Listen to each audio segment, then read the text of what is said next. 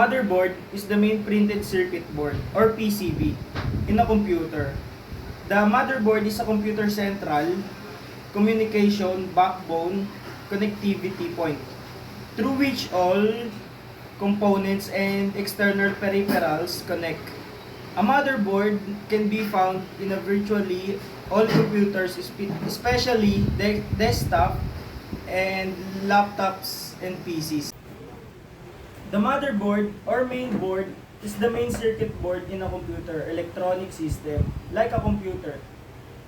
It's the most central part of a computer. All of different parts of the computers are connected to the motherboard. This let them work together. This is CPU. A central processing unit is the most important component of a computer system. A CPU is a hardware that performs data input-output processing and storage function for a computer system. A CPU can be installed into a CPU socket. These sockets are generally located in the motherboard. CPU can perform various data processing operation. CPU can store data, instructions, program, and intermediate results. A computer is an electronic device and that accepts data, processes on the data, and gives the desired output. It performs program computation with accuracy and speed. Or in other words, the computer takes data and input and stores the data instructions in the memory. Use them when required. After processed the data, it converts into information. Finally, gives the output. Here, input refers to the raw data that we want the machine to process and return to as a result. Output refers to the response that the machine provides in response. Computer memory is just like the human brain. It is used to store data, information, and instructions. It is a data storage unit or a data storage device where data is to be processed and instruction required for processing or are stored. It can store both the input and output can be stored here. The expansion card package is used to easily implement expandable cards in Flutter. Images and GIFs can also be used as background to enhance the beauty of the card, which would expand when the card is expanded. The expansion card has been wide range properties that can be manipulated to changes the effects of the expansion card. In this article, we will look into the properties and implements of the expansion card. Properties of expansion card. Background. It is used to set the background of the card. Border radius. It is set the radius of the card. Leading. It sets the action after the slide of the card. GIF. Path to the GIFs used in the card. And lastly, on expansion changes, sets the properties of expanded card. North bridge. North bridge is one of the two chips located in the direction towards north in the motherboard. The main function of North bridge is to manage the communications between the central processing unit and parts of the motherboard.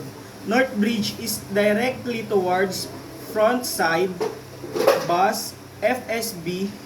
Other names for North bridge are host bridge and memory controller hub.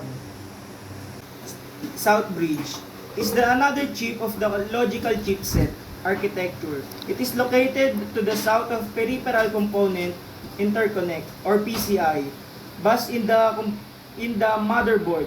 The main function of South bridge is to control the I/O functioning. The North bridge is the medium that connects South bridge and central processing unit. I/O controller hub is the other name given to South bridge for its functionality. RAM, or Random Access Memory, is part of computer's main memory, which is directly accessible by CPU. RAM is used to read and write data in which access by CPU randomly. RAM is volatile in nature. It means if the power goes off, the stored information is lost. RAM is used to store the data that is currently processed by the CPU. Most of the programs and data that are modifiable are stored in a RAM. USB. This is a USB.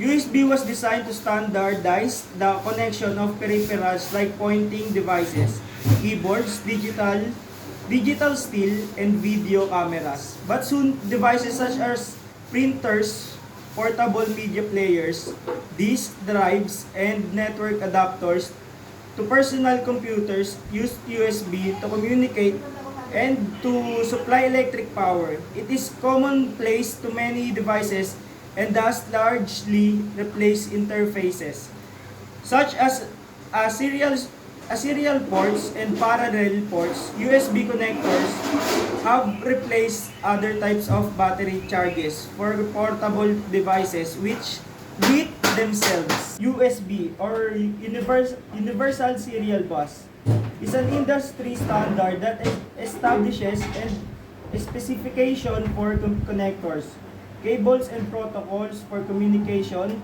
connection, and power supply between personal computers and peripheral devices. There have been 3 generations of USB specification. Number 1 is USB point X, and number 2 USB 2.0, and lastly USB 3.x. SATA is an interface that connects various storage devices such as hard disk, optical device, SSDs, etc. to the motherboard. SATA has introduced in the year 2000 to replace the long-standing PATA or parallel ATA interface. We all know in serial mode, data is transferred bit by bit in a parallel. There are several streams that carry the data. AGP or Accelerated Graphic Export is a point-to-point channel that is used for high-speed video output. This port is to connect graphic cards to a computer motherboard. It increases the speed at which machines can render graphics while using the system's resources more efficiently. The primary purposes of an AGP is to convey 3D images much more smoothly than is possible on regular features of motherboard. Motherboard varies greatly in supporting various types of components. Motherboard supports a single type of CPU and few types of memories. Video cards, hard drives, sound cards have to be compatible with the motherboard to function properly. Motherboard cases and power supplies must be compatible to work properly together. Motherboards are described using form factor called advanced technology, extended or ATX, and this form factor is invented by Intel company, and it has been industry standard for years now. ATX is not only describes motherboard layout, but also lays specification for power supplies and PC, cabinets, and different connection for compatibility purposes. Now let's discuss about different sizes available in mainstream desktop computer segment. There are 3 main types of sizes. Number 1, standard ATX. Number 2, micro ATX. And last is extend ATX. What is motherboard? A computer is an electronic device that processes the data with respect to the user's requirements using I/O devices.